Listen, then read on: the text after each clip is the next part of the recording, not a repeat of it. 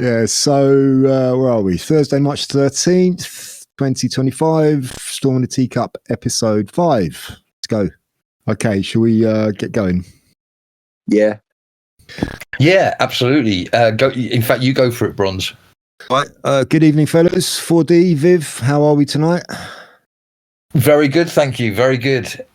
A little bit under the weather, but thank you, mate. Yeah, not too bad. I swallowed a tooth, which is, interesting.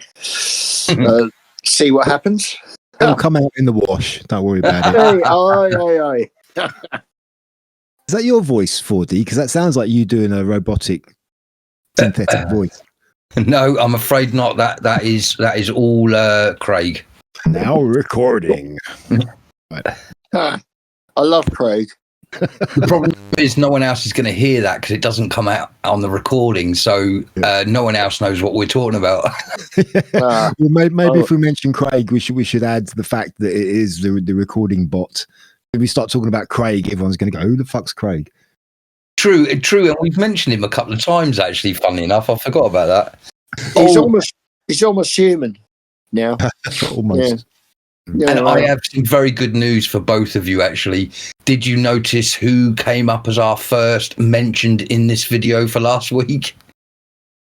Norman Wisdom. Really? Yes. Wow. Excellent. It worked. I didn't see that. I did not see that. That's good. Quite a good picture of him, actually. It's quite funny. I thought, I'm going to see if any of those came up, and yep, sure enough, it did. That's brilliant, isn't it? Yeah. Lovely. Episode 5. Funny, isn't it? Yeah, it certainly is. Time flies when you have fun, eh? Yeah. No, it's just funny to think we've been doing this for a couple of years now, and now that we've put it on, sort of, we've given it 1, 2, 3, and 4, and here we're on 5. But I suppose in real life, this is probably, in fact, what's an estimate of how many times we've done this? Well, it is about 2 years. I think we started chatting amongst ourselves January 2023, and we're so useless. It's taken us this long to actually get it to put it out. Oh, it sounds terrible when you put it out like that. I know, it's the English way, we're chilled. Absolutely, yeah. Yeah. Slow and steady wins a race. Oh, yeah, sure. So it's amazing to think the amount of subjects we must have covered in those 2 years. Unbelievable. Yeah, we'll probably get round to covering them, to getting over them again at some point. I'm sure. So, does anybody want to kick off with anything in particular this evening? I think I was going to say, I think the big news is everything that's going on with the Reform Party at the moment. I think that's dominating everything I watch at the moment, because it's even a split in me. I know which side of the coin I'm falling on, but what's going on is troubling me, and trying to work out which backdoor deal's getting done, who's the good guy, who's a bad guy, who's trying to screw us over. It's a very strange one at the moment. Yeah. Yes, it is. It's like you, it's very difficult to separate the wheat from the chaff on this one. Obviously, we're talking about the so-called civil war in the Reform Party, with Rupert Lowe, one of the Reform MPs, getting effectively kicked out of the party for not towing the line. And it's very sad, because I think a lot of people have become very disillusioned with all of this now, because a lot of people were pinning their hopes on reform as perhaps the best option to get us out of this mess that we're in, and that all just seems to be crumbling. Yeah, or at least make a difference, within the so-called Mother of Parliaments, now become a den of thieves, but there you go. Well, I mean, we're just 3 average voters in the country. How is it? Has it changed your mind? How is it? Where has it put you?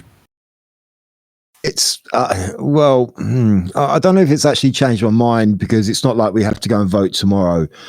So we can see where this goes, but I kind of feel that I mean, I've been watching quite a lot of people talking about it online. A lot of podcasts, UK-based podcasts. I've heard from Nigel Farage, been talking. Rupert Lowe's been doing the rounds as well. So, and the two stories don't tally. So somebody, either one of them is lying or both of them are lying, which doesn't bode well either way. But I'm I tend to fall in favour of Rupert Lowe at the moment. But it's like I said, it's very difficult to be certain about it. I kind of get the impression that the three main players in Reform are Nigel Farage, Richard Tice, and Zia Youssef. And I kind of get the impression that those three are that they come from the establishment, the Westminster bubble. I think they like being there, and I think that's where they want Reform to be. And we've had people like Ben Habib been left or been kicked out previously. Now we've got Rupert Lowe and one or two others.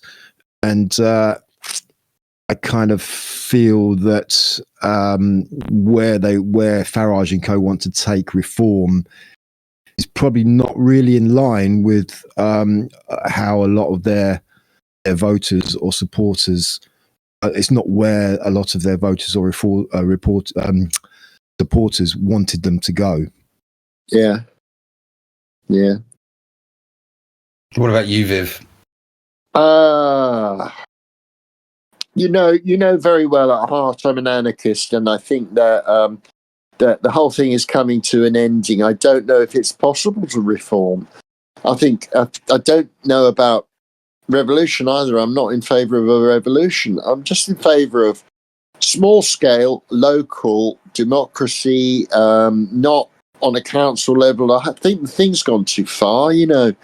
I don't know. Local meetings, can we revive a sense of local belonging, that we look after our locality, we buy local, we shop local, we live local, and that spreads out, you know, in the spirit of mutual help. We help our neighbours. You know, we don't rely on going to the big man in the big house and saying, oh, doffing our caps and saying, oh, thank you. Can you sort this out for us? Because the problems are so very deep, I think, now. It's so deep. We did think, yes, I mean, I don't usually vote, okay. Yeah, but Reform, it did look good. Rupert Lowe said some interesting things. This lot are not enough for me. It's not enough. You know, they do seem to be part of Westminster bubble. I think that's leading us in all sorts of problems, including the takeover of the country by globalist forces, and so many things that come from this. I want. I'm not going to get this. I want to get all those alphabet globalists away. Just get them away. WHO, gone. WEF, gone. NATO, go away. You know? Yeah. I think that I think for that to happen, it's the path towards that from where we are now is going to be extremely troubled. Whichever way you look at it, it's going to be a tough old slog. Get there. Yeah. Unfortunately. But I know. I will say about Farage, he's come out recently, and there was one interview, I can't remember who it was, saying someone was saying to him, it's like, why do people always fall out with you? You know, you look at your history and there's a whole litany of people who have fallen out with you. Farage said, oh, I don't fall out with people, they fall out with me, which I thought was a really crap answer, because it's like, yeah, well, why do they fall out with you? Why do all these people fall out with you? It's got to be something about you. And he has lied. Farage has openly lied several times recently, irrefutably lied. So I'm a little bit, I don't know. It's my trust in him is not getting any stronger. Let me put it that way. I think for myself, I'd already started to fall out of bed with Nigel because of the lies with Tommy. And I'm a stark supporter of that guy. So that that didn't sit right with me. Now, when we've got the situation with Lowe, I really like Lowe. I think he represents more of an old-fashioned way of doing business, more of an old-fashioned English way of doing business. I think he comes from the football world where you would go out each week and people would call you a cunt. They'd be spitting at you just because your team wasn't playing very well. So he knows. So I don't think he's a wimpy guy that would take that would go into. I always say boardroom, and I mean that when I say boardroom, I mean any confrontation with people doing business. I don't think he walks into a boardroom and doesn't leave without saying his piece. I think he's a strong-minded kind of person, because you'd have to be a strong-minded person to be. I think it was Southampton. He was the chairman of, and that's a rough football company as well. So, knowing that Nigel didn't stick with Tommy, and then having this guy come in that's more old-fashioned, I'm with Viv. I want a more utopia-looking, more community-based, looking after yourselves, growing stuff yourselves, and being more accountable. But in the short term, I would only vote for reform right now anyway. Or UKIP, because I really do like Tenconi. I think he maybe is not stomachable for a politician, because he's maybe a little bit too right for people. But I really like what he says. I really like his strength of character, and I like that he's trying to get some sensibility back. But reform for me at the party. But I'm different. I've really split away from reform because of this, and I think if there was a question tomorrow, and Lowe had a political party, I think I'd join that straight away, because I'm really annoyed that it's going to split. Even with us three, I think so. So tomorrow, Bronze would still vote for Nigel, and I would go off and vote for Lowe, and I think that's terrible. That means the two of us are fighting for the same thing, but we're going to go a different way. So it's not. So this isn't good. Yeah, I mean, when we had the election last year, I voted for reform, and even at the time, in my mind, it was semi-tactical. Like, well, I don't really know. I'm not sure, but they certainly look like the best option we've got. And even with all of this crap that's been going on, that still seems to be the case. And although you may find one of these smaller splinter parties who seem much more in line with your values and your ideals, but the reality is they won't stand a chance of actually gaining any power. That's the reason I would probably still, through gritted teeth, vote for reform, because they are the only one anywhere near our values who have a chance of actually getting in. I have to point out, though, that it's pretty odd that a small party of 6 MPs? Is it 6 MPs? 4 now. Yeah. 5, originally 5 MPs in the influx from last year, and they've got rid of one of their MPs. What kind of strategy is that? They've lost 20%. Yeah, 20%. Crazy. Yeah, I know. It's absolutely crazy. But I mean, this makes me wonder about: is this people are talking about Farage's ego and how nobody can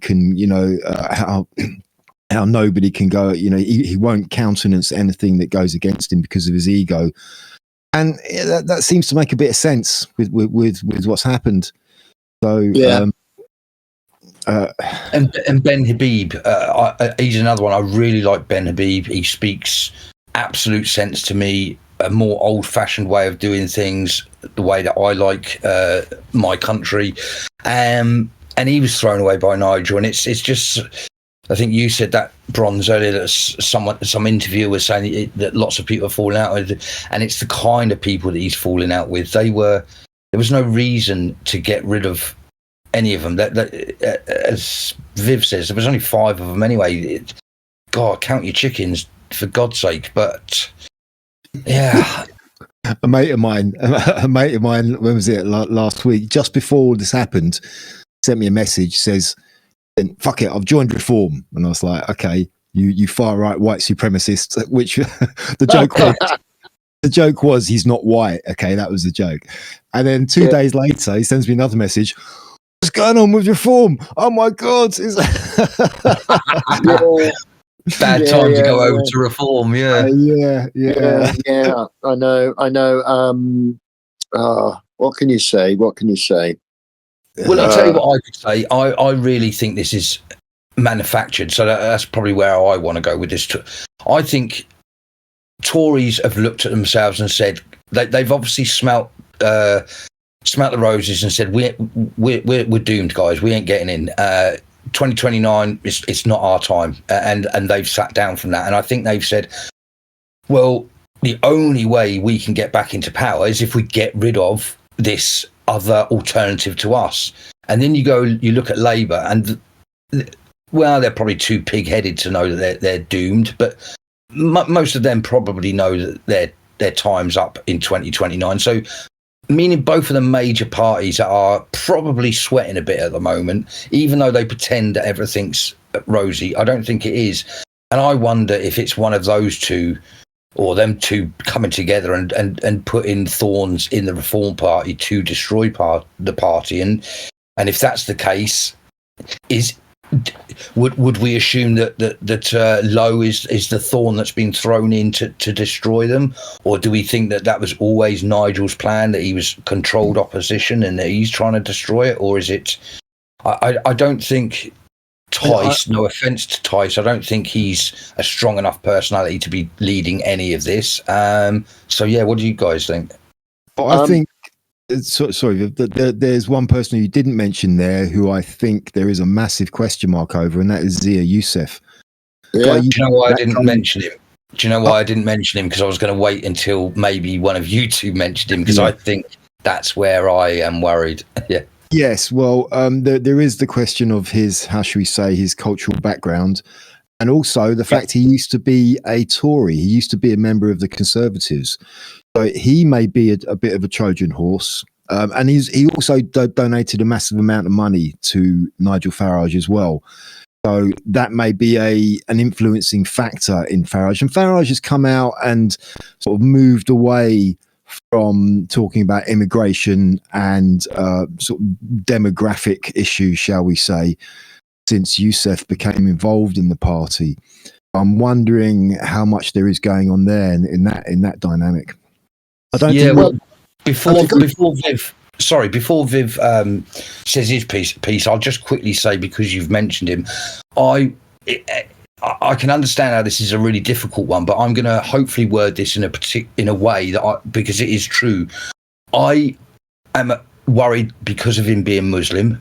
And the reason I'm worried is because my idea of going back to old-fashioned values is that we are a Christian country. And no offence to a Muslim, but I don't think they could understand how to bring back the Christian views of my country. So it's not because I have a problem religiously or who he is, but I'm afraid I don't like...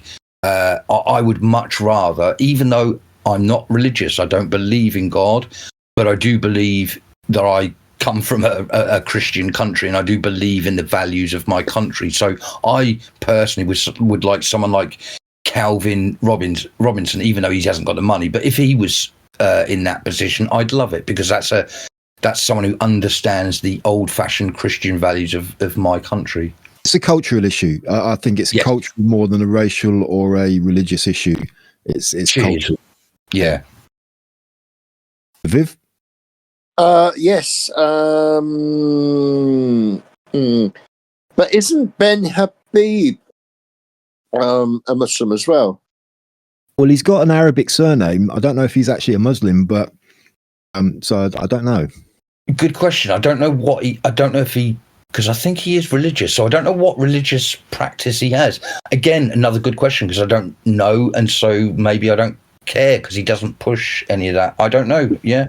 Yeah, he is of Pakistani heritage, and he does talk about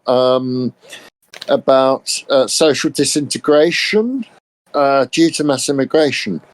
He is, I believe, a Muslim. Well, that kind of just confirms my opinion that it's not about religion; it's about culture. You can be any religion you want in this country. You can be any race, any religion. That doesn't really matter. But you've got to get behind the culture. You've got to believe and support and want to maintain the culture of the country. And Ben Habib seems to fit into that. If he is a Muslim, then fine. He definitely seems to fit into that. He wants to be a part of his country, a part of his culture. He wants to promote it. He wants to develop it. He wants to that's where he wants to go, and that's fine. Yeah, it does seem to be the case, indeed. This whole thing is tricky. Are they just trying to destroy reform, even though it's a small party at the moment? Yes, I think that's entirely possible. Even though the two parties in the Unity Party are busy destroying themselves, by their actions. I don't know. I think maybe what might be happening here is we know that Farage has been desperate to avoid putting reform, making it look like it's affiliating with certain groups or certain people. Tommy, for instance, he's made a massive point of trying to distance himself from Tommy. And I think his reasoning for that is because he knows that they take one step out of line and everybody's going to jump on them. And I think that's maybe, in a way, he's kind of dug his own grave here, because this is what's happened here. And there may not be, actually, the root of this may not be somebody trying to destroy reform, but it may have been just this fault line which was in reform, and now everybody's jumping on it, and it's just made it into a chasm. Yeah. And they've seen their chance. They've been waiting. All the opponents of reform have just been sitting there waiting. Now they've got their chance, and they're all jumping in and going for it. They're going for the jugular. Yeah, for sure. What about if Liz Truss has been very quiet? What if she's been having chats with Elon Musk, and that because we already know that Elon has sort of said he'll put money forward to start a new party, and I do wonder what would happen if Liz Truss, Ben Habib, Lowe, and a few other characters that I can't think of the name, Tenconi. What if a group sort of suddenly came out of nowhere next week? Do you think, with the money backing of Elon Musk, so it means money-wise they'll be sorted, and if they get a couple of figureheads, do you think that we could start again and have 3.5 years to build a party up from scratch? Yeah, of course.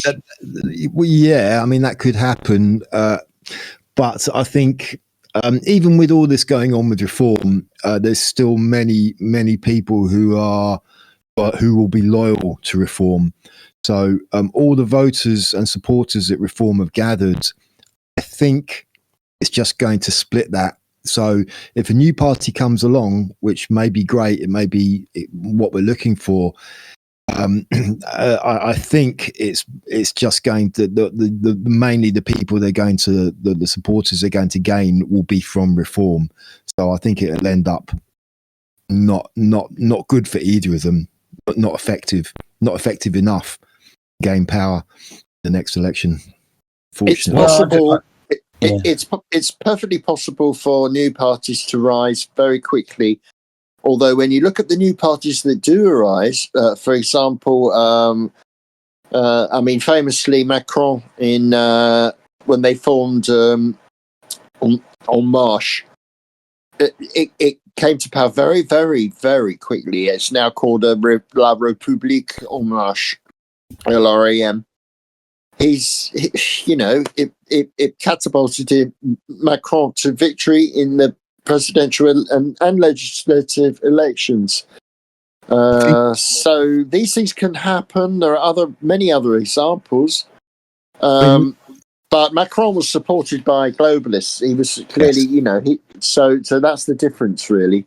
when you're looking at anti-globalist forces, who are essentially anti-nationalist, anti-patriotic. This is tricky, isn't it? Because if you don't have the support of the globalists, who basically have been undertaking a slow motion coup worldwide amongst governments and nations, then you're kind of in trouble, really. Any party needs to be broad based, right? And I can see that Farage is thinking this. At the same time, I just feel that there needs to be a voice for the majority. Who are the majority in this country? They are working class and lower middle class people. At the moment, there's a very small, limited class grouping who run everything. They are middle class to bourgeois, the sort of bourgeois management types, technocrats. They're all very similar to each other in a sense, and it's a nice cozy club. How do you break into that cozy club? Well, I think you need to get everyone involved. People are excluded. 20% of people voted for the government. I think with Macron, I think what we're talking about here, what we would like to see is like a ground up organic movement. And with regards to Macron, I don't think that was the case at all. As you say, it was backed by globalists, quite possibly installed. So I don't think that was a natural grassroots movement which gained all this support and came to power. I think that was very manufactured. And what we're talking about in this country, what we want, wouldn't be the answer. Macron's not, Macron is not it's not someone that any of us particularly think is good or that we would support, is he? So no, I simply give him as an example of how a new party can rise and then thrive. But of course, behind that, quite rightly, there are powerful forces that control the world. Yeah, I mean, you look at the AfD in Germany. That's a new party that has risen and thrived, but they're being thwarted because they're not being, they're an anti-globalist movement. They're a populist movement, and what we essentially would like to see is a populist movement. And I think that is what Elon Musk and Trump represent to me, because Elon Musk is like the deep state, but open and honest about it. He's telling us where. So, for instance, when he said, I'll front the money for a new party in England, in the UK, sorry, that's none of his business. He's American. It's how the deep state operated. The only difference was we didn't know it was happening. And what I like about this is he's saying to the deep state, well, yeah, I've got the money to do exactly what you were doing before. The difference between this is going to be done in the light. I'm going to tell people, and if they don't want it, then it's clearly not going to happen, because I'm on Twitter, I own X, and I'm giving the public back their view. And if they say we want that person, then you've got the ultimate populist uprising. Yeah. Yes. I don't know what to think, really. Isn't Elon Musk African American, though? Is he? I'm not sure. Is he American? Is he American citizen? I thought he's an American citizen, but he's originally from South Africa, so you could technically call him an African American. Yeah, I guess so. Yeah, the irony is he's an actual true African American. Yeah. He's just got the wrong skin tone, that's all. Yeah. There are light-skinned African tribes as well. I don't think aren't the Boers have been there since the 17th century, I think. Yeah, they were Dutch, weren't they? They were Dutch. They're surely by now an African tribe. I think they're recognised as such. I'm not sure. I don't know. But Musk's background, like Trump's, sort of comes back to England. There is this, as the politicians like to say, this special connection between us. Father country and the son country, and I think it's Elon's grandmother that. And there's some stories coming out about something to do with the reason why Elon Musk might be trying to help people is because something bad happened to his grandmother. I can't remember the story I was looking at, but there are connections to our country anyway. Yeah, but I wouldn't depend on those to get us out of this hole. I mean, he may be he may be willing to fund a new political party, but he's got more on his plate at the moment to deal with. He may be able to just write a check and say, here you go, and maybe have a little bit of involvement in it. But you need someone in the thick of it here to really get things moving, I think. Yeah, but again, that's what I don't think he's a deep stater. That's exactly what he'll do. He'll just write a check and want nothing more to do with it, because that's or certainly that's how I see him. I see him as someone who's against the deep state, and so thus taking what they did and turning it against them and doing it in an open and honest way. And so, because unfortunately the only way politics goes is with big money, certainly that's the case in America. Anyone can be president in America, as time has shown, with a president that was an actor and Trump now being a president. But you need a lot of money. That's the only thing that dictates whether you become a party or not. Because if you haven't got the money to get your voice out there, if you can't put enough posters out there and pamphlets and adverts, then no one knows about you. Nothing works. You could have the best ideas in the world. So I'm hoping that's all he's going to do, is write a check, throw it at him and say, right, I'm now trusting you to do the right thing for your country. And if that is what he does, to me, that's exactly how we bring the deep state down.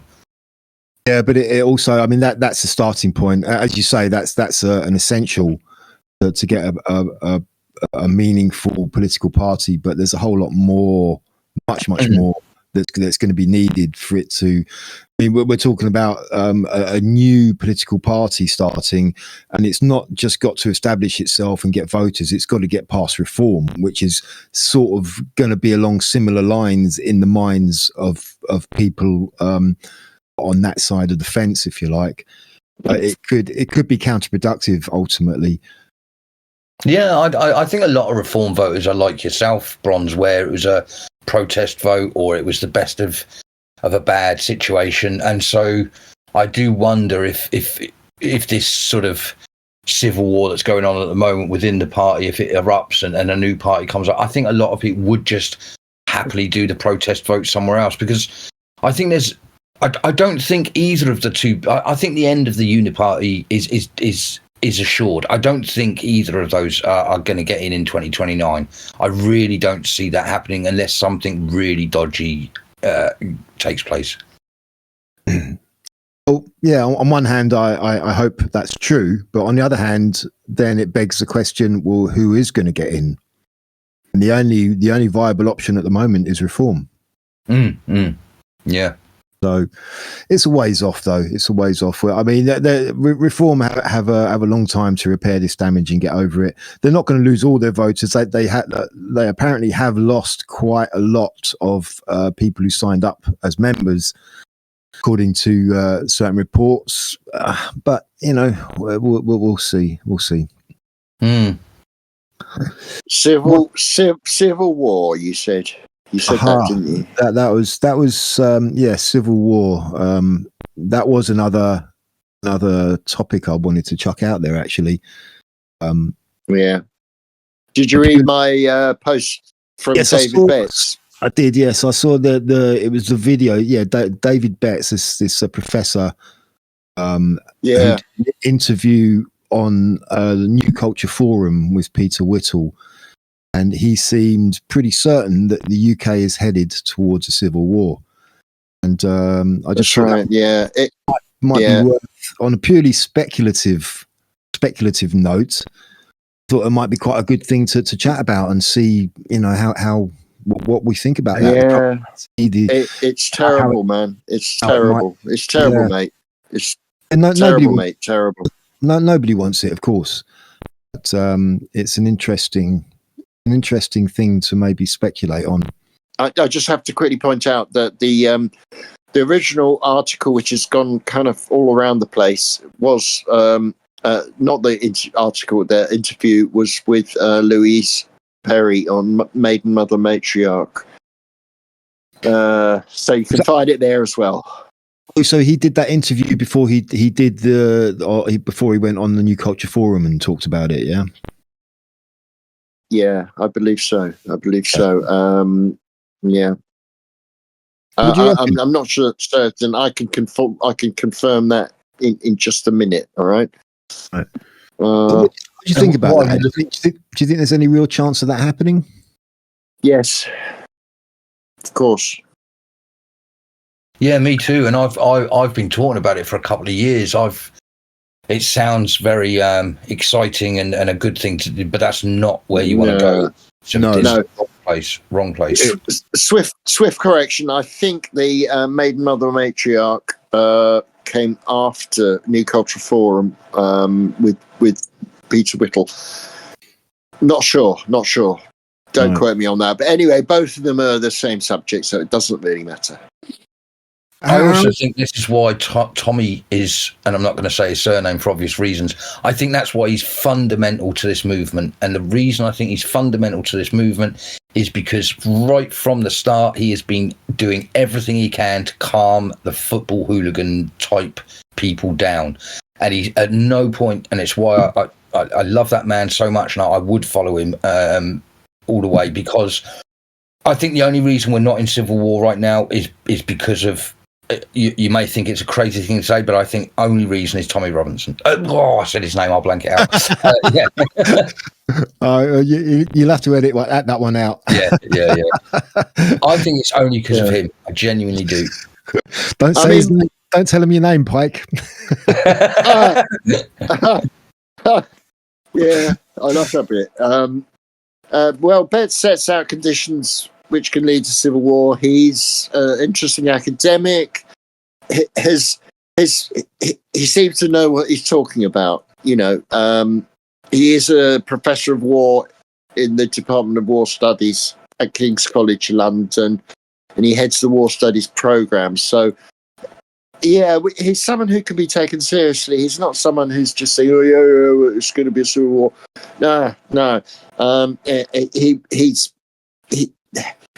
He's advised British governments, etc., and he's setting out conditions that lead to the civil war, how they apply to the UK, etc., etc. He's saying low-level conflict will start in urban areas, spread to rural areas, distrust, factional polarization, social ills, breakdown, and the emergence of a nativist identity movement as a sort of counterposition. Majority backlash of the nativist group, classic insurgency model. It's really bad, you know. Yeah. I mean, I was thinking about this and wondering how this might look if it was to happen, and I was thinking about. I think definitely one major faction in it would be, generally speaking, the working class, or maybe the white working class, because we're kind of where it always starts. It's where it always is. Oh, I mean, you could say that the white working class is at war already. It's kind of like maybe we're in a cold civil war in a way. Yeah.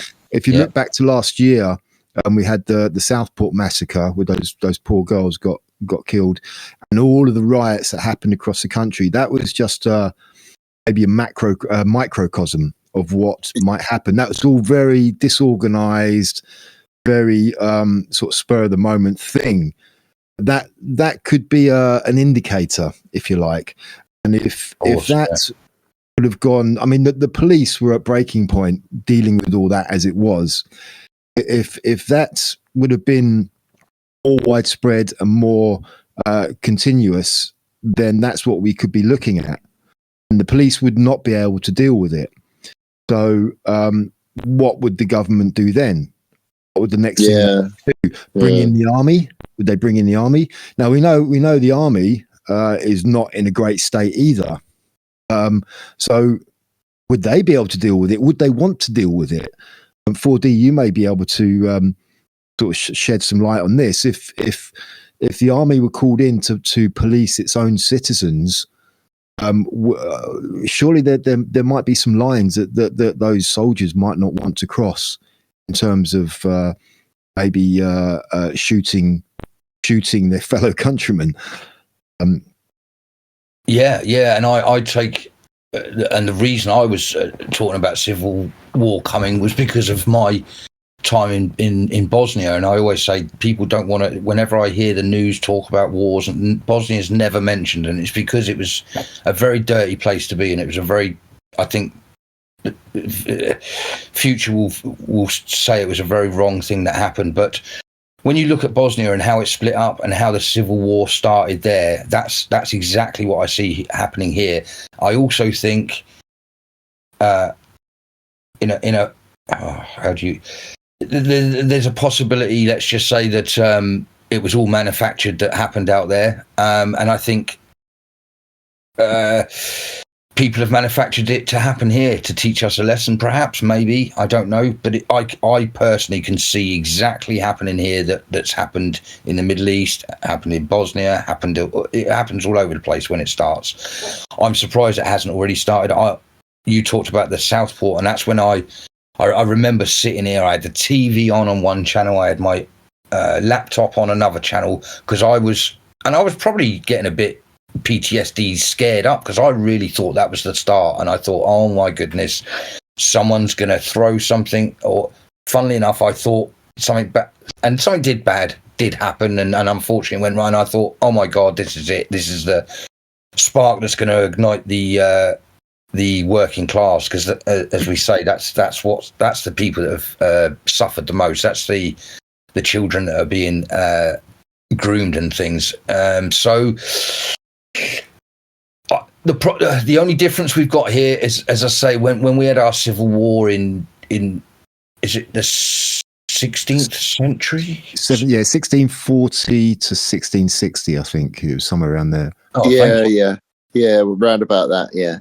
So many rules and regulations came out on how the British Army can be used on the British streets that I'd have to look it all up. But I know that it's not an easy process, number one. But what you said as well, there's no way a soldier of a country wants to be on the streets of that country, because that's not what a soldier's duty is. It's the last thing it's like the last resort. That's the point. It's civil war. It's the last resort. You don't want to turn your guns on your own people. That's not what we signed up to do. Yeah, I mean, I would imagine in that scenario, you might get many servicemen and women, both maybe from the police and the army, actually swapping sides, actually thinking, hold on a minute, am I on whose side am I on here? Well, that's the dangerous point of a civil war. Exactly that, and it goes up to police chiefs, mate. Once you get to that state, what happened in Bosnia was police chiefs started taking money to go on a particular side, and then the law people started to do the same, and then the government. It starts at every single level. The ones that are told by the government, right, go and stop that. Some of them go, no, I'm with them on that, because again, your police force, your ambulance service, your fire brigade, they're all members of the general public. They have the same feelings as we do. A lot of them won't be happy with what they're doing, and if it comes to that situation where you're told to actually police your streets in a civil war situation, that's where sides get taken, and it's all out of hands, and it's until the bloodshed comes to an end and someone comes victorious. That's the only way it ends, unfortunately. Being speculative about this, I don't imagine it will come to this. I don't think so. I think if a low-level civil war starts, say part 2, as Professor Betts talks about, it would be UN troops. Well, I was going to get onto that. That'd be even worse. Yeah, of course. That would probably be the worst thing they could do, because that would just inflame the population even more. If you do have the army out there, the army are going to say, "Hold on a minute, no way." And if I mean, there is a question as well, of course, of the British population being unarmed, and I think that could change. A civil war could change that, especially if the army start changing sides as well. I know what you're saying, but it's still not. But once you're disarmed as a country, for instance, when you look at America with 350 million people, they've already on the streets got about 350 million weapons. So you're right. There would be, but we're still disarmed. It would take, it would take a couple of years to sort of. I'm with Viv, I don't think it gets to that. But if it had got to that state, we are lost because of not being armed. Yes. Yeah. I mean, it's just not looking good. It's just really not looking good. I'm sorry I don't want to bring anyone or anything down, but when you've got essentially, there's a thing called an Edelman Trust Barometer, and when you look at that over the last 20 years, distrust is now society's default emotion. So, yes. If you're in a high trust society and there are conditions which appertain to a high trust society, such as, it's a cohesive society. It isn't a multicultural society. It may be there may be different cultures living together, of course, but as in a multicultural society, which implies separatism. So you have different groups, different areas. There are parts of Britain which in which the native-born population is outnumbered by the foreign-born population. Now, maybe some of those foreign-born populations are fine. It's hard to say, but it does breed a degree of distrust. Absolutely. And this doesn't mean it's necessarily racist. I mean, we have a problem in this town with a huge number of Romanians. Now, most of them are fine, but that still brings distrust because they've got no interest, it seems, in integrating. Well, that is exactly the problem because they're not encouraged to do so. They're encouraged not to integrate. That is multiculturalism. Of course, you can come here and you don't have to fit in. You can just carry on with your own little enclave and keep on doing your own cultural practices. They're protected. So, I mean, as human beings, we are territorial. We are gang. We are very gang related. What's the word I'm looking for? Pack related. Sorry, tribe related. So, even if pretend we were some far right organisation, we wanted everyone out, even if it was just Anglo-Saxons here, you'd still have problems because it's what humans are like. We gang up. The difference is and I think it was mentioned before, it's that cultural feeling. You got to when you are from this country, you should love the country. You should respect the country, and you should enjoy going out and meeting your country fellowmen and just enjoy the community of your country. And so that is where your cohesion starts from, and where you get more trust because you like your area and you all help to make your area better. And where we are at the moment is in fact, I'm in a wealthy part of the UK, and even here, it's been split up. That everywhere is being split up with different cultures, and now again, if you imagine you're a poor soul from Somalia, and you've ended up here, it's going to be a really lonely. I'm not against any of them. I think it's not their fault that they're here. It's deeper than that. So, and you end up here and you're Somalian. It's obvious you're going to look for other Somalians just to have someone to communicate with, someone to say, "Oh God, this country's cold," or "This country's this," and then you get your gang, and then three of them come together, and then it's too late. You've segregated from the country you're in, and that's why I don't care if it's a bad thing to say, and diversity is not a strength. That's exactly what went wrong in Bosnia. There was too many diverse ethnic groups, and they ended up ripping each other to pieces, and it wasn't a good idea. When you look at Spain, British expats or Germans or French, They do form little enclaves in Spain, and the Spanish would look askance at this and think, well, all the Brits are hanging together. But that's just natural, you know? Yes. So we can't even blame that. We can't blame people for doing that, for Somalians to gather together and share food and stories and talk a particular language. It's just the way it is, you know? It's just the way it is. And it's not being at all racist or discriminatory to say that that's the way it is, you know? All of the common folk would say the same. I think if you had a bunch of Somalians and us, as we're talking, we would prefer that their country was better so they could have their stories in their own country and build. And I'm sure they would say exactly the same. It's not us that's doing this idea of racism and tribalism. It's being forced upon us. We actually love everyone around the world. We don't have problems with anyone from around the world. We just want, and also when I go to Spain, I want to see what it's like to be a Spanish person. That's why I've gone to Spain, not to go to an English place with an English restaurant and English breakfast. There's nothing wrong with there's nothing wrong with being proud of your country, but all of us should want to go back to our own country, our own roots. It's a good point. And so in sociological terms, it sort of goes back in academic terms. When there's a collapse of trust, there's a plunge in the stock of what sociologists call social capital, which is a sort of super glue, right? That binds society together, right?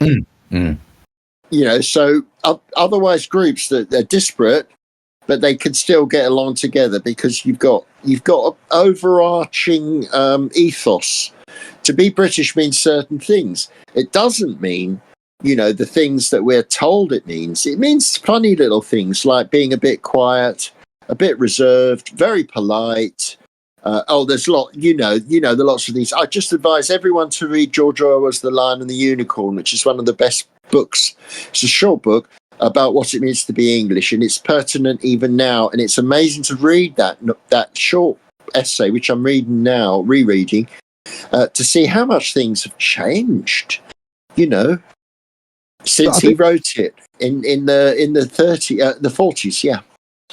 I think the underlying thing is if you go to live in another country, you have to put that country before anything else in terms of the culture, the way of life, and the way things are done. Otherwise, why are you in that country?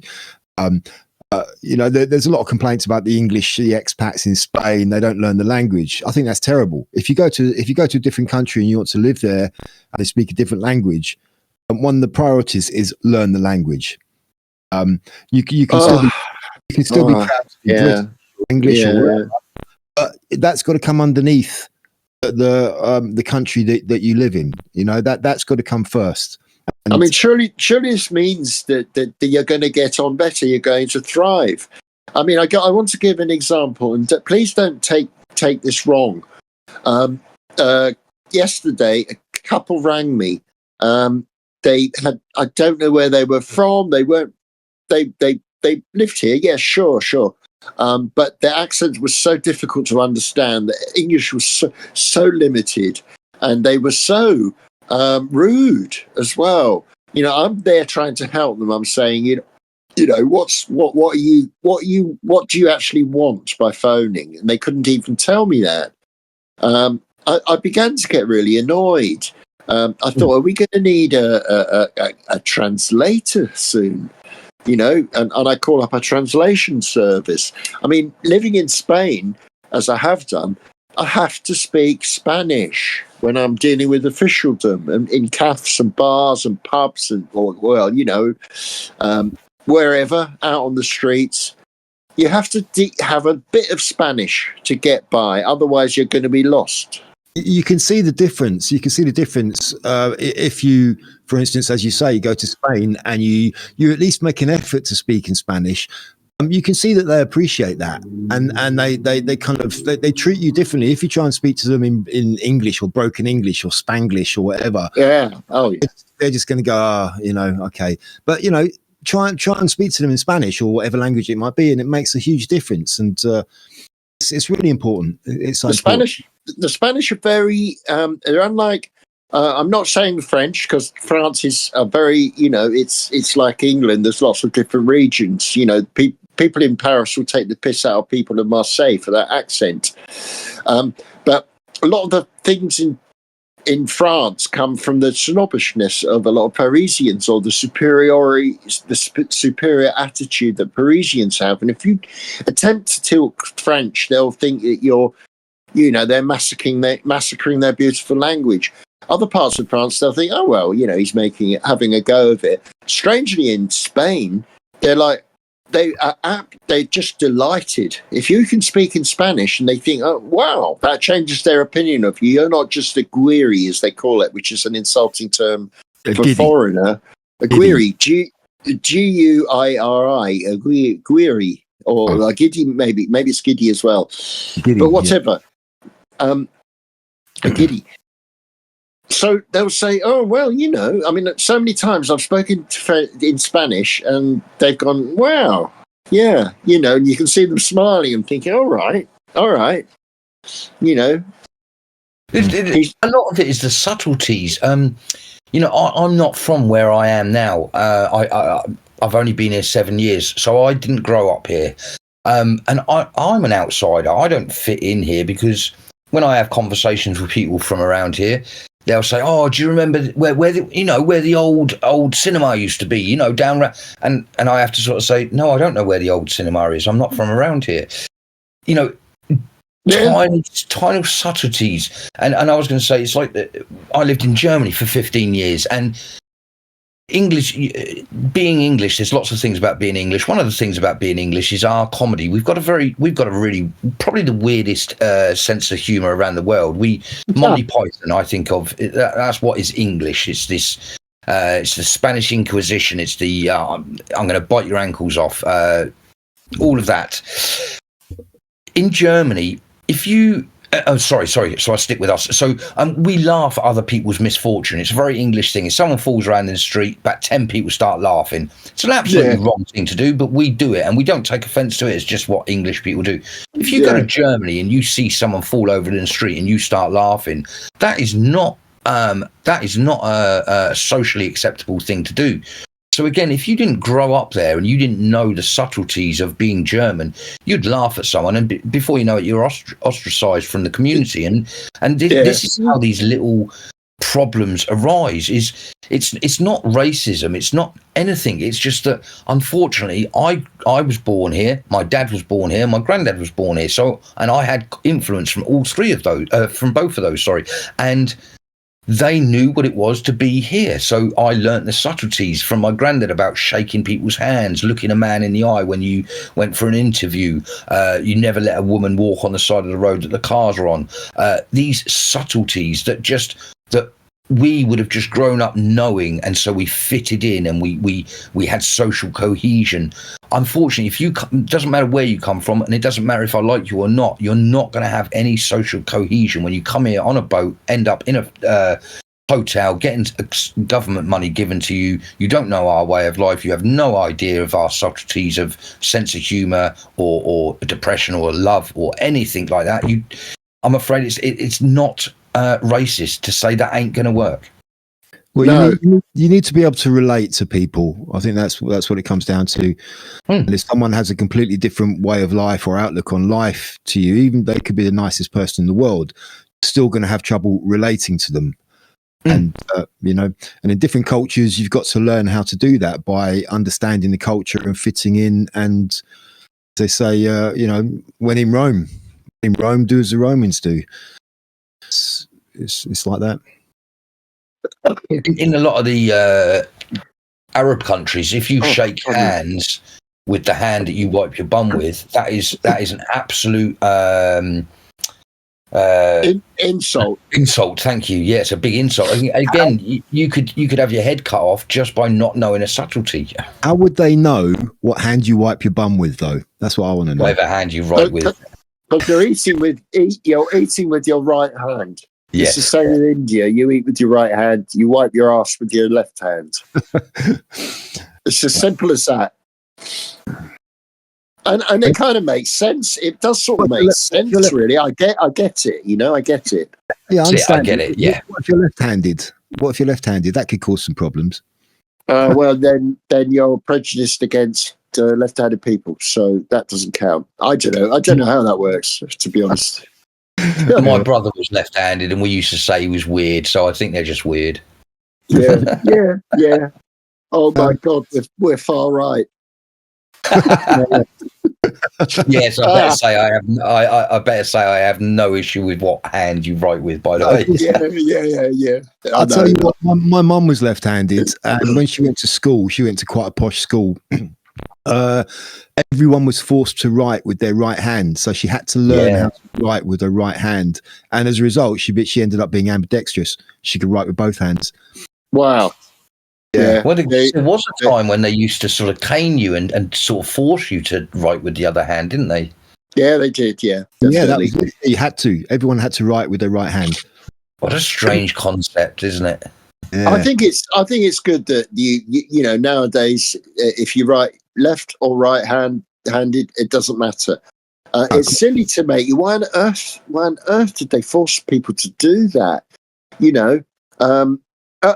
There's loads of points about this. I'm currently really struggling over an essay, a piece for my stack called The Drift, and I'm going to call it The Full English. Okay, and it's about what it means to be English, which is very contentious, very difficult. But I've got a lot of books on it, and I've got a good head start because I'm solid English. But I start off in a cafe. I set the scene. I'm sitting down. I'm eating a full English. All right, and next to me are two Sikh lads. They're eating a full language. They're talking in broad Suffolk accents. All right, boy. Yeah, that's right. What you doing? I don't know. And then on the other table is a black kid who I've known because I went to school with his mum. And he's going, all right, yeah, right there. Everyone's eating a full English. What does it mean, though? How do we break this down? Yeah. How do we?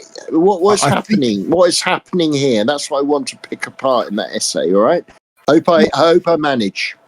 What I don't know what it seems to me is to be English means probably because you have different people who have come here from other countries, maybe first, second, third generation, whatever, maybe from India or elsewhere, and they always call themselves. They don't call them generally, for the most part. I've noticed they don't call themselves English, but they call themselves British.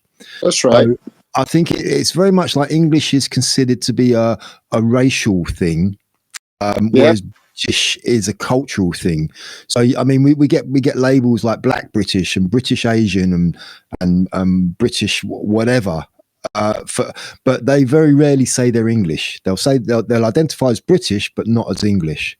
Whereas us guys, well, I mean, we are our families. We're all from English heritage. We haven't, in recent times, come here from our parents or our grandparents haven't come here from other countries. So we are English, and it's easy for us to say we are English.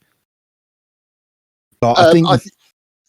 What I'm going with my piece is essentially that someone like Rishi Sunak is culturally English.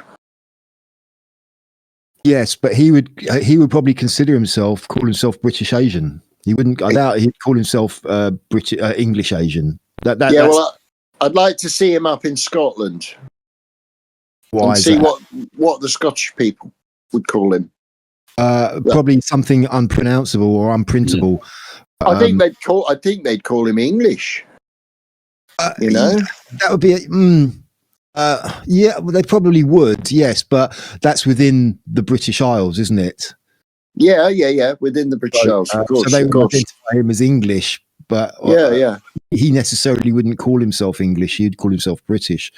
Yeah, I guess so. But I mean, one of the worst. If I could just quickly finish, one of the worst things you can do to your Scottish friend is to call them English and say they'll just say what?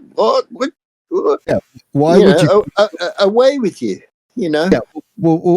it's that is a very a Scots and an English person are very different because although we are all classified as British, but there is a very definite difference between being English and Scottish. Oh yeah, I absolutely agree. I never used to think that, but then I went to Scotland and I thought, wow, it's such a great country. It's a fantastic place and the people are wonderful. But it didn't quite get in my head. This is when I began to think, oh, I'm actually English when I went to Scotland. Do you see what I mean? I do, yeah. But it wouldn't take a trip to Scotland for me to realise that I'm English. No, of course, but this is a long time ago.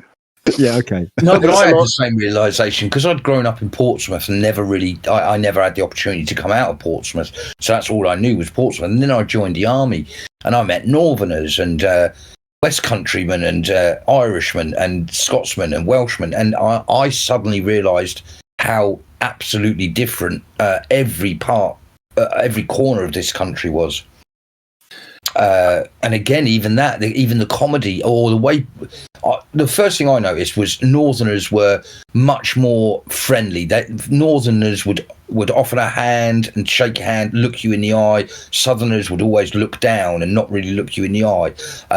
So even within my own country in England, when you were saying what is it to be English, I'm afraid your journey is going to take you a long time because I would say again. Someone from Portsmouth, their idea of being English is very different to someone in Suffolk. Yeah, absolutely. That's kind of the point I'm making, and I think it's wonderful. Actually, I think it's great. Yeah, I think it's more. It's more like I was saying that it's not. It's a generation. It's that you learn from your dad, who learnt from his granddad, who learnt from his granddad, and it's that you know. Don't go down that lane. Oh, there's a dodgy dude down there. Even that is something that makes you cohesion to your area. You know your area. You're now an Englishman in that area. But because I was thinking about it, if I had two children and I moved to Japan, next week I wouldn't say my children were Japanese. It would be I would find that a ridiculous concept, but we're going to accept that someone comes over here and says, "Oh, I'm English now." I think that's a ridiculous concept. Well, yeah, that's kind of the point I was making about it.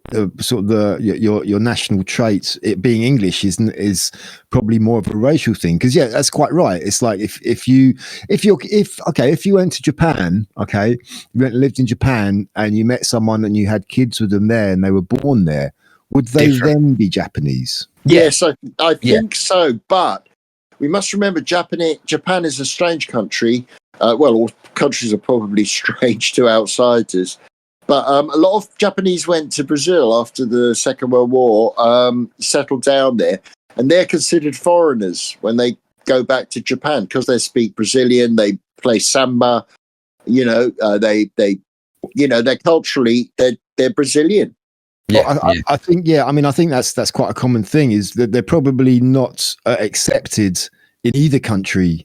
In Brazil, they're not really accepted as Brazilians, and in Japan, they are accepted in Brazil because of the because Brazil has this policy. If I can I'm going to go slightly off track. I'll keep it really quick, but. Because Brazil was a Portuguese colony, the Portuguese colonialists had this idea of racial mixing. So this is I think it's called mestiça or something like that, but mixtures. So to colonize Brazil, the Portuguese colonialists mixed with the native Brazilians and the African slaves to make a more sort of that's why a lot of Brazilians are brown. They have this heritage of different of mixing. So Japanese would be considered Brazilian by the next generation because of the concept of mixing. Other cultures don't have that so much. That was the colonial idea of the Portuguese. Spanish would be different, and British would be different. British used to mix. When the Brits moved to India, I suppose yes, you could call them Brits, but because Scotland became part of Britain in was it 1809? Is it? I think. They would mix with the local Indians, especially the ruling class, to form an overall ruling class. They would take Indian wives of a high class, but that ended in the 19th century when racial theories came in. So that's the difference in that case. I mean, God, it's so complicated, isn't it? Yeah, really? I think if you're born in a country and that language of that country is your first language, then yes, you would be considered to be of that country. But it's like people who move to a different country and learn the language as their second language. They're more often than not, they're always going to have a foreign accent. And I mean, I've met people in this country who've come to live here. They've lived here for years. They've learned English. They speak perfect English, and they say, "I'm a foreigner in both countries." Because when I go back home, I now my accent, the language of my native country is now my accent is different now because I've spent so long in England. Yeah, I know. I feel almost like a foreigner in both countries now. Yeah. And this is why social cohesion, in fact, our conversation does go back to the beginning. Social cohesion is really important. I'm an ex-squaddy. I was English for 16 years, and then I joined the army, and I went away to another country for 15 years. And then I came back to England. Then I went to New Zealand for a year, and now I'm here in England again. Where I live now is nowhere near where I was born and nowhere that I've ever been before. So in the few years I've been here, I don't fit in the area. I don't have friends because the age group I am, most people have found their friends or are married, have got families. So where I'm going with this is I see the world as a Somalian refugee, if you will, because I don't fit in. I would claim I'm the most English person I know in this area. I love the stories of Shakespeare. I love King Arthur. I like Robin Hood. I celebrate St. George's Day every year on the 23rd of April. All of that thing, and so that makes me English. But if you weren't to know anything about me and just look at where I've moved to, I don't think many people would say I'm English, and I certainly don't feel like I fit in the area I am. And this is a call out to if anyone knows ex-soldiers that are not from the area that they're living in now, I can guarantee the reason they're so depressed is because of the lack of social cohesion. When, as I said, when I've got the friends here and when we all get together and we have a chat, they're talking about things, they're reminiscing, they're do you remember when we did? And I can't get into that reminiscing, and so therefore just that makes me non-English or non-cohesional in this particular area. And yet, like I say, I'd say I'm the most English person I know. So yeah, the question of what makes you English is such a complicated one, Viv. That's very interesting. Thank you for that. Yeah, I wouldn't say that that's necessarily about being English, though, because a lot of people feel they don't fit in. It's just because you're in a different place. It's not because you're English. It's just because you're in you've moved to a different place where you don't know anyone, and I think that's a fairly common thing. But I think that it kind of encapsulates what makes you from the area you're in. It's literally just that you have cohesion, you have memories, you have shared heroes and folk stories and folklores and things. And I suppose maybe, Viv, when you sit there and do your next writing, I suppose the question you'd have to ask yourself is, what do I like about other Englishmen? And that would give you the idea of what makes, because then you'd be asking what it is that you like about other people that makes them, in your mind, English. Yeah, I mean, I think that kind of goes back to what I mentioned before about being able to relate to people. If you're English, then you have whether you're in an area where you don't really know anyone, there's still common things that you can relate to about them. Yeah. You know? Sorry to to maybe cut this off. But there was one other thing I wanted to bring up. I don't know if we've got time tonight. If I don't know what you guys want to do. If you want to carry on this, or if you want to quickly change subject. Well, we've done it again where it's almost, I normally sort of close off in about 6 minutes time. We've talked too long, but what was it you wanted to talk about? Because I just wanted to. I don't know if you saw about this. Starmer is now talking about closing down this NHS England. Have you read or heard about that? No. Okay. Starmer's come out and made an announcement. He's closing down NHS England, which is essentially a sort of an oversight body of the NHS, and he's positioning it as so we're cutting back on red tape and bureaucracy, and we're saving money, and we're taking the NHS back to the heart of government where it belongs. Okay. I'm sorry, I can't comment because I'd have to look at the story. I don't know, but it's funny that they were saying that everyone else was going to destroy the NHS. So, but you're saying he's going to destroy it now.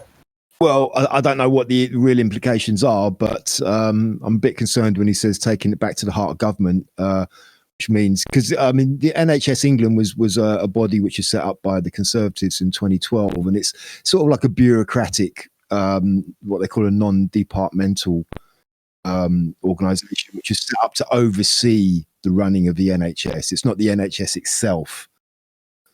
But taking it back abolishing that and taking it back to the heart of government means the government will take more control over the running of the NHS, which doesn't fill me with much optimism, to be honest with you. But it fills me with horror. Yeah. Well, it also makes me think it wouldn't be much different. Whether it's the bureaucrats or the government, it's still the same people actually doing it. Yeah. We need to get rid of the bureaucrats in the NHS. There's plenty of money floating around, and it's all going to these people who don't actually really do any work. Yeah, the consultants, middle management. Yes, consultants are all right. They're like surgeon consultants. Okay, I get that. I've got a lot of respect for surgeons, not so much as for doctors, but we just need more frontline staff and fewer bureaucrats. That's all it is. I think this is an optical move by Starmer. He's sort of spinning it to be a good thing. We're going to save lots of money and make it more efficient and blah blah blah. But I don't think that's going to be the case at all. Talk is cheap, mate. Talk is cheap. Certainly is, and we've been doing it for the last hour and a half. Very cheap. I was just going to end in saying, but that's literally what Trump's doing with the whole of America at the moment, sort of getting rid of all that bureaucracy, and I think it's a very, very good thing to do. Yeah, but I think that Starmer's kind of seen the way the wind's blowing, and he's maybe trying to jump on the coattails of that without maybe actually really doing it. Sort of optically looking like he's doing something along those lines. Well, Starmer is nothing. If Starmer is anything, he is certainly a proven lawyer. Yeah, is that a euphemism? A proven lawyer. Thank you. Is that your Suffolk accent there? Did you pronounce that last word correctly, Viv? I reckon I did, boy. A proven lawyer. He's a proven lawyer. That bloke's proven lawyer, he is. But he is a proven lawyer. Or perhaps if I could change the spelling of the last word. Yes. He's tricky. The lawyers shouldn't be in bloody government, man. We need businessmen in government. We don't need lawyers. We need businessmen. We need toilet cleaners, even. All sorts of people. Yeah, street sweepers. Get them in government. Street sweepers, insurance claims handlers. Ex-squaddies. We need them all. There you go. Yeah. Have you got a dad joke for this week? Unfortunately, the role is being put upon you without you even knowing it, Viv. But what's your dad joke? No! Oh no! What are you doing to me? You dug a hole for yourself here, Viv. I really have, haven't I? But I've got a backup in case you can't think of one. Go on, you do one. All right. Where does the general keep his army? His sleeveys. Up his sleevey, yeah.